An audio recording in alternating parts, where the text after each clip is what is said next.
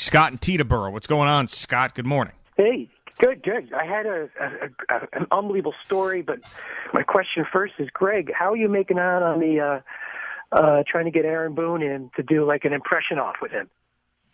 Oh, I don't know if that's really going to happen. I mean, he does that. He's got a deal with the station with Joe and Evan to do the afternoon drive stuff, and maybe, I don't know, that could be like an off-season thing. We'll see how the season goes. I don't know if he's going to want to do that, especially now into September, into the postseason. So we'll try in the off-season if he wants to do it, because I did talk about that. That would be a lot of fun, because he's got a JJ now. And apparently he's got a Mike Francesa impersonation as well that he has not unveiled, and he's got a couple others. So I'd like to see that. Well, this is truth.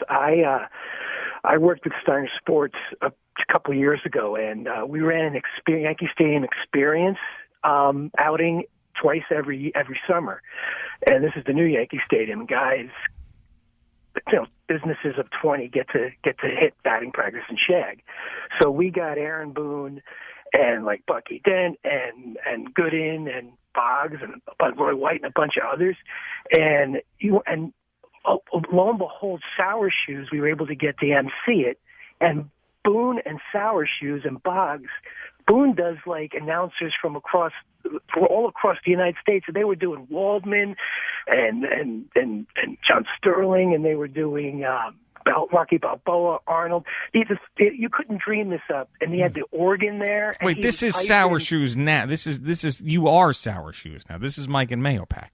I've gotten probably 2 or 3. I've gotten people say that to me, that you Sour Shoes, and Evan said that to me about a month ago. No, it sounds like his Artie impression kind of right. through. Yeah, that's what he said to me. He said it sounded like Artie Lang.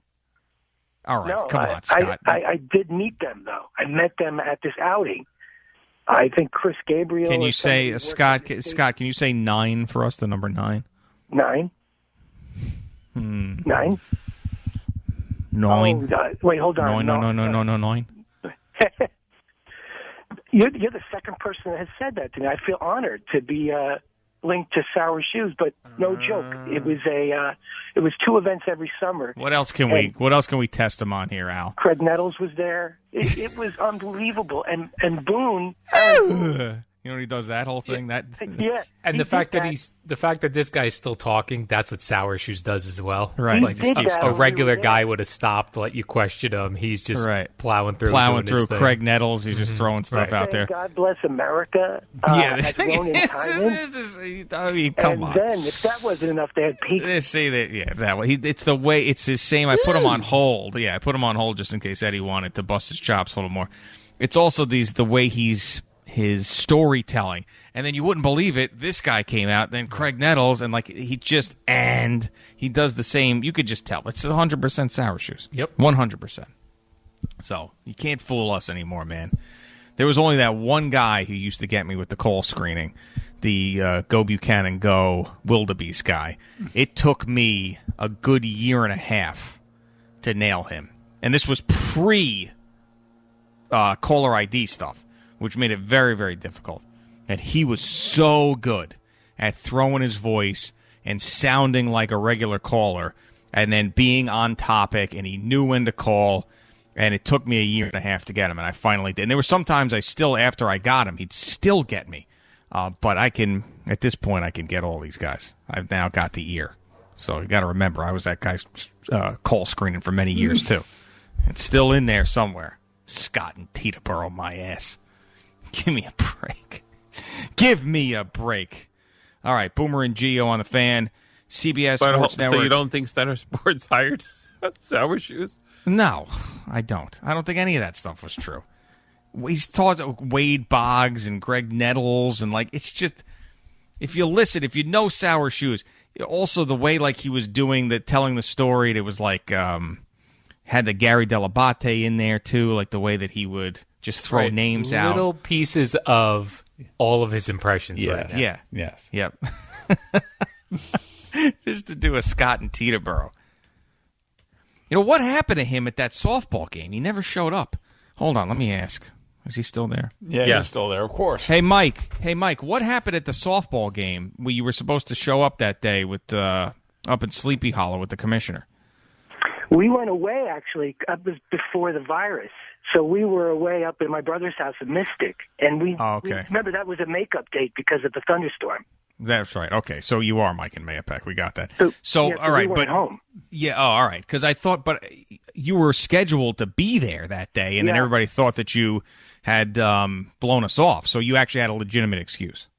Yeah, Brian Doyle had to rearrange the schedule. I think that actually got canceled twice, if you remember. There was two. Well, it got canceled this year too. Yeah, you think we'll have it next summer? I don't know. You tell me. We're going to have a vaccine. It's so weird to have serious sour shoes on. Yes. I know. How you been, man? Okay. Oh, I've been great.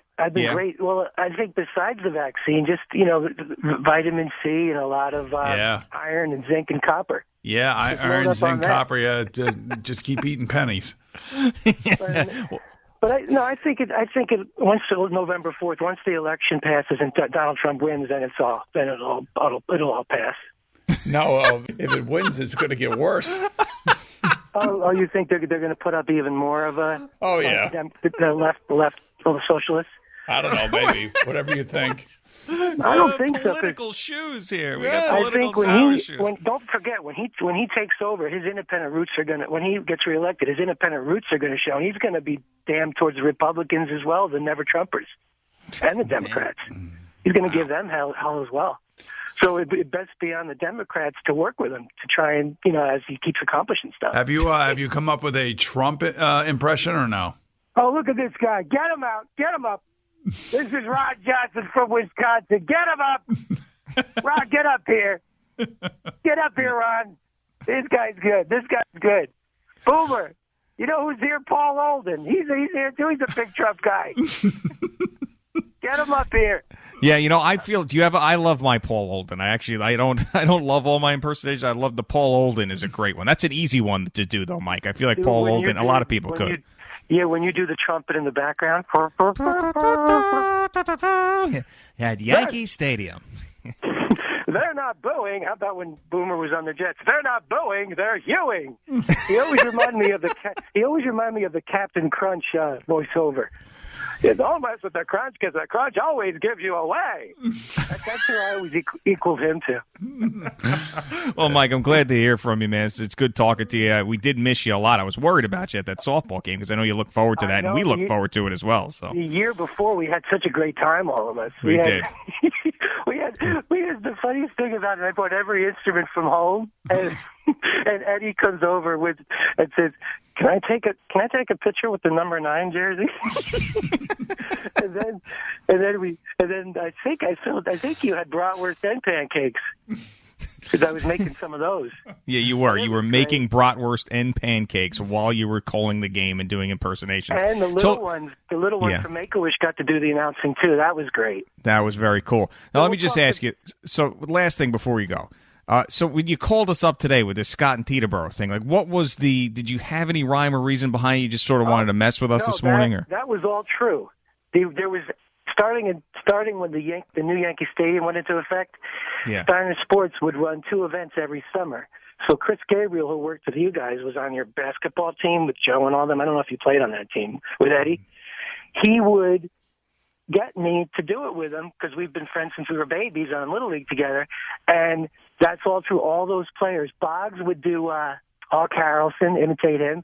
Aaron Boone would do a great John and Susan and Mad Dog and Mike Francesa. Really? And they would let us do this for 8 hours while these local businesses, hit batting practice. And Todd Gooden and I had a football catch.